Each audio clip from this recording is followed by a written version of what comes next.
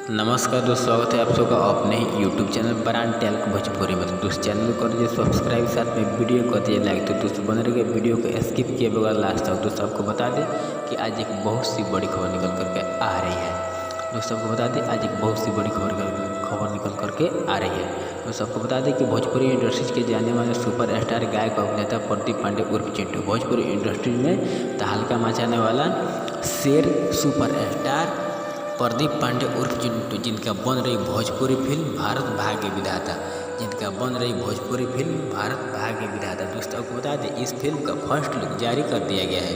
दोस्तों आपको बता दें कि इस फिल्म का फर्स्ट लुक जारी कर दिया गया है। तो दोस्तों और बहुत जल्द ट्रेलर भी आपको दिखाया जाएगा। दोस्तों को बता दें कि इस फिल्म का बहुत जल्द ट्रेलर भी आप सबके बीच लॉन्च किया जाएगा।